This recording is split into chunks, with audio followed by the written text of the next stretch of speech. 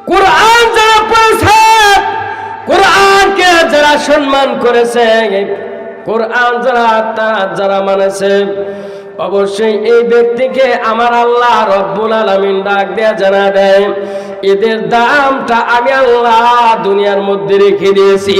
চিৎকার দিয়ে বলা যায় না সুবহানাল্লাহ।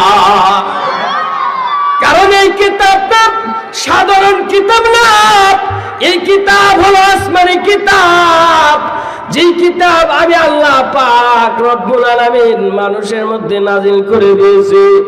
আমি আল্লাহ পাক রব্বুল আলামিন পয়গম্বরের মাধ্যম দিয়ে আমি আল্লাহ দুনিয়ার মধ্যে নাজিল করে দিয়েছি। পয়গম্বর দুনিয়ার মধ্যে আসলেন, আসার পর তারপর এই কিতাবটা নাজিল করে দেওয়া হয়েছে। তাকে এমন একটা রাহবার হিসেবে বানানো হয়েছে, যিনি এই কোরআনের প্রচারটা দুনিয়ার মধ্যে মানুষের দ্বারে দ্বারে গিয়ে মানুষদেরকে কোরআনের আওয়াজ বলে বলে, মানুষদেরকে কোরআনের তেলাওয়াত শোনায় শোনায়, মানুষদেরকে কোরআনের বাণীগুলো শোনায় শোনায় তারা আল্লাহকে চিনেছে। নবীজি তাদেরকে বলে বলে আল্লাহর দিকে ধাপিত করেছে। এ মুসলমান ভাইরা আমার, এই পর্দার অন্তর আর মা বোনেরা, নবীজি বলেন তোমরা এই কোরআনের দিকে ধাপিত হতে থাকো, দেখবা অবশ্যই আমার আল্লাহ তোমাদেরকে জান্নাতি মানুষ হিসাবে দুনিয়ার মধ্যে থেকে নিয়ে যাবে। চিৎকার দিয়ে বলা যায় না সুবহানাল্লাহ। কারণ জান্নাতি মানুষ হতে হলে এক রবকে ভয় করতে হবে। এ মুসলমান ভাইরা আমার, এ বহরবিটা এলাকার যুবক ভাইরা, এ পর্দার অন্তর আড়ালের মা, আমার আল্লাহ পাক রব্বুল আলামিন ডাক দিয়ে জানা দেয়, এই কোরআন আমি আল্লাহ এজন্য দিয়েছি বান্দারে, যখন তোমরা পড়তে থাকবা সব সমস্যার সমাধান দিবেন তিনি কে? আর একটু জোরে কোন তিনি কে? ওই আল্লাহ পাক অবশ্যই সমাধান দিতে পারেন, ওই আল্লাহ পাক অবশ্যই সাহায্য করতে পারেন। কথা বলেন ঠিক কিনা? মুসলমান ভাইরা আমার, কিছু মানুষ আছে দুনিয়ার মধ্যে, তারা বলে এই ফকিরা বিদ্যা, এই বিদ্যা দিয়ে কোনো লাভ নাই। এ মুসলমান ভাই, তুমি জানো না এই বিদ্যার কত দাম? এই বিদ্যার কত দাম, আল্লাহ কত সম্মান দেয়। আমরা তো সকলেই আমরা সকলে তো এক ইমাম আবু হানিফার আমরা ওই দলের লোক, তাই না? ইমাম আবু হানিফার ওনার দলের আমরা লোক, ওই মাযহাবে আমরা লোক। তো এই ইমাম আবু হানিফা রহমতুল্লাহ আলাইহি উনি একটা হেফজখানা মাদ্রাসা করছে। তো মাদ্রাসায় পড়াইতেছে, ছাত্রদেরকে পড়ায়। তো ওই সময়ের মধ্যে ইমাম আবু হানিফা রহমতুল্লাহ আলাইহি বলেন, কিতাবের মধ্যে আসছে, তার অনেকগুলো ছাত্রের মধ্যে দুইজন ছাত্র ছিল, একজন ইমাম মুহাম্মদ, একজন ইমাম ইউসুফ। তো এই ইমাম ইউসুফ, তার চেহারা একদম বিরসি ছিল, কালো ছিল, এরকম অবস্থা ছিল। তো মহতারাম হাজিরিন, এই ইমাম ইউসুফ তারা দরিদ্র মানুষ ছিল, ওরকম সবল পরিবার ছিল না। তার বাবা দুনিয়াতে চলে গেছে, মারা গেছে, সংসার চালানোর মতন কেউ নেই, সংসার নিবি নিবি ভাব, এরকম অবস্থা। তো তার মা চিন্তা করলো যে আমার এই সন্তানকে কি করব। এখন দেখি পার্শ্ববর্তী যদি ধোপার বাড়ি পাই, ধোপার কাজে লাগায় দিলে কিছু টাকা উপার্জন হবে, পয়সা উপার্জন হবে। তো তার মা চিন্তা করলে যে ধোপার বাড়িতে এই ইউসুফকে কাজে লাগায় দিব। মুসলমান ভাইয়ের আমার, এক পর্যায়ে দেখা গেল ইউসুফকে তার মা ধোপার বাড়ি কাজে লাগানোর জন্য দিয়ে আসলেন। ওখানে দিয়ে আসে যে কিছু পয়সা যা পাবে আমাদের সংসার চলবে। কথা বলেন ঠিক কিনা? আপনাদের বহরবিটা মাদ্রাসা আছে, হয়তো এই দিক দিয়ে রাস্তা আছে, এরকম ওই আবু হানিফা রহমতুল্লাহ আলাইহি ওনার মাদ্রাসার কাজ দিয়ে ওই ইউসুফ তিনি ওই ধোপার বাড়িতে যায়। এক নয় দুই নয়, এরকম করতে করতে অনেক দিন হয়ে যায়। তবে তাকে দেখে রে, ওই ঘর থেকে কেমন যেন কোরআনের আওয়াজ আসে, ওখান থেকে কি যেন মধুর আওয়াজ আসে, এত ভালো লাগে। এবার ইউসুফ সে চিন্তা করলো, আমি আজকে ধোপার বাড়ি যাব না, আমি আজকে ধোপার বাড়ি যাব না, আজকে আমি দেখতে চাই ওই জায়গার মধ্যে কি হয়। মুসলমান ভাইরা আমার, পর্দার অন্তর আরো মা বাবা, ইউসুফ যাইয়া তাকে দেখে রে সন্তানগুলো, বাচ্চাগুলো এত সুন্দর করে কোরআন তেলাওয়াত করে, ছাত্রগুলো এত কোরআন শরীফ তেলাওয়াত করে এত সুন্দরভাবে তেলাওয়াত করতেছে। তার দেখার পরে এত মনটা ভরে গেছে। ভরার পর এইবার ইমাম আবু হানিফাকে ডাক দেয়, বলে হুজুর, হুজুর আমার একটা প্রশ্ন আছে। আমার একটা প্রশ্ন কি? প্রশ্নটা হলো, যদি আমাকে এই মাদ্রাসায় ভর্তি করেন তাহলে অবশ্যই আমি পড়তে চাই, আমি এখানে কোরআন তেলাওয়াত করব, আমি এখানে পড়ে আমি হুজুর হব। যদি আমাকে পড়ান ভর্তি করেন আমি ছাত্র হতে যাই। ইমাম আবু হানিফা রাহমাতুল্লাহি আলাইহি ওই সন্তানের চেহারা দেখে তাকায়া তিনি দেখতেছেন এই ইউসুফের চেহারার মধ্যে আল্লাহ পাক ইসলামী একটা ছাপ রেখে দিয়েছে। চিৎকার দিয়ে বলা যায় না সুবহানাল্লাহ।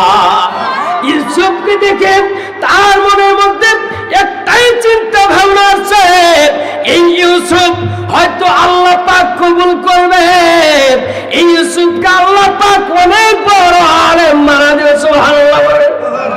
এ মুসলমান, এ ধুবাইরা এলাকার যুবক ভাইরা, এ বহরবিট এলাকার মা বোনেরা, সন্তানকে মাদ্রাসা পড়ান। এ মুসলমান ভাইরা আমার, মেয়েকে মাদ্রাসা পড়ান, সন্তানকে মাদ্রাসা পড়ান, অনেক ফায়দা হবে।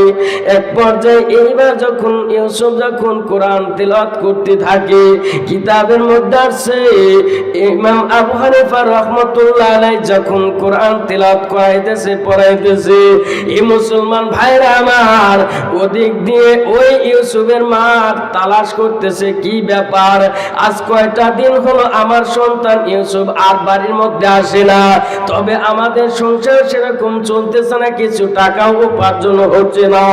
ইউসুফের মা তালাশ করে কোথাও কোনো জায়গার মধ্যে পায় না। যখন এরকম না পেয়ে ওই মাদ্রাসার কিনারায় চলে গেছে, যাইয়া দেখে ইউসুফ কোরআন তেলাওয়াত করতেছে। চিৎকার দিয়ে বলা যায় না সুবহানাল্লাহ। ইউসুফ কোরআন তেলাওয়াত করতেছে। এই কোরআন তেলাওয়াত দেখে তার মায়ের এমন মনের মধ্যে ভীষণ রাগ উঠে গেছে, কারণ তার মা জানে যে এই মাদ্রাসায় পড়লে হুজুরদের বেতন 5,000, হুজুরদের বেতন 10,000, 6,000, এই টাকা দিয়ে হবে না। তার মা বলতেছে এই ফকিরা বিদ্যা পড়াবো না, কারণ কালেকশন করে বিভিন্ন সময় বিভিন্ন হাদিয়া, এইগুলো দিয়ে চলে। নাউজুবিল্লাহ বলেন, আরেকটু জোরে বললেন নাউজুবিল্লাহ। তার মা ডাক দিয়ে বলতেছে ইমাম আবু হানিফা রাহমাতুল্লাহি আলাইহি ডাক দিয়ে বলে, হুজুর আপনি এমন কথা বলছেন, আমার সন্তান আপনার এই ভুল কথা মতে সে পড়াশোনার মধ্যে লিপ্ত হয়েছে, আমি কাজের মধ্যে দিয়েছিলাম সেখান থেকে চলে আসছে। হুজুর আপনি কি বিদ্যা শিখাইতেছেন? এটা হলো ফকিরা বিদ্যা। নাউজুবিল্লাহ করেন, এটা কি ফকিরা বিদ্যা? এই শিক্ষায় কোনো বাদ দেয় না। আমি দেখেন, আমি সেই অক্টোবর থেকে আজ হলো ডিসেম্বরের 1 তারিখ, আল্লাহ পাকের ইচ্ছা, আল্লাহ তৌফিক দান করেছে, প্রত্যেক দিন আমার মাহফিল আছে আলহামদুলিল্লাহ। আমার ভাই জানে, তার সাথে আমার ফেসবুকে অ্যাড আছে, সে দেখে প্রত্যেক দিন আমার প্রোগ্রাম আল্লাহ তাআলা কবুল করতেছে।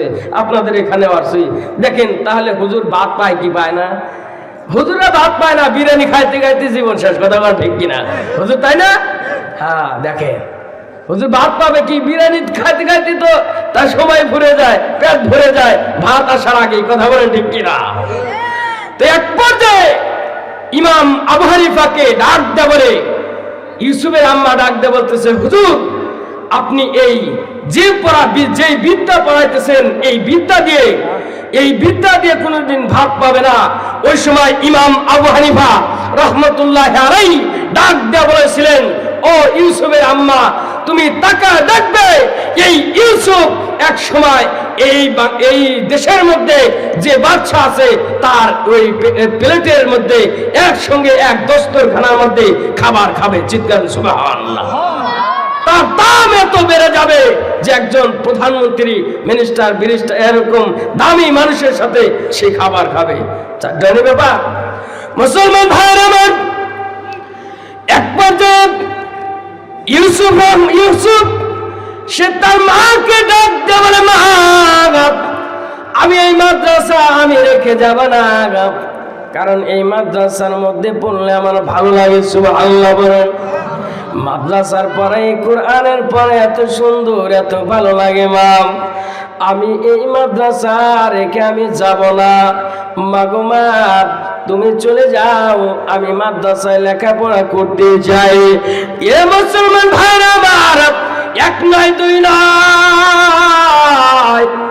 এক নয় দুই নয়, এই ইউসুফ ইউসুফ ছোট্ট বাচ্চা এক পর্যায়ে দেখা গেল কিছু মাস হওয়ার পর কোরআনের হাফেজ হয়ে গেল। চিৎকার দিয়ে বলা যায় না সুবহানাল্লাহ। কিসের হাফেজ হলো? কোরআনের হাফেজ হয়ে গেল। মুহতারাম হাজিরিন, হাফেজের দাম আছে না নাই? আরেকটু জোরে কোন আছে না নাই? হাফেজের দাম আল্লাহ তাআলা রেখে দিয়েছেন। হাফেজের দাম আল্লাহ তাআলা কেমনে রেখে দিয়েছেন? একজন হাফেজে কোরআন সে 10 জন ব্যক্তিকে জান্নাতে নেবে।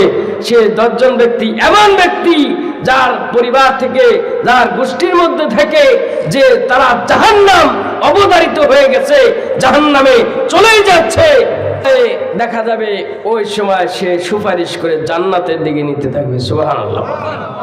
মুআজ্জাজ মুহতারাম হাজিরিন, আমি আর সামনের দিকে যাব না, যেহেতু আজকের মাহফিলের আপনাদের সুনামধন্য এলাকা এই জেলার আপনাদের মাথার মুকুট ওস্তাদ তিনি চলে আসতেছেন, আপনাদের মুরব্বী তিনি চলে আসতেছেন, তিনি কথা বলবেন, আলোচনা করবেন। আপনারা সকলেই ধৈর্য ধরে বসে থাকবেন তো ইনশাআল্লাহ।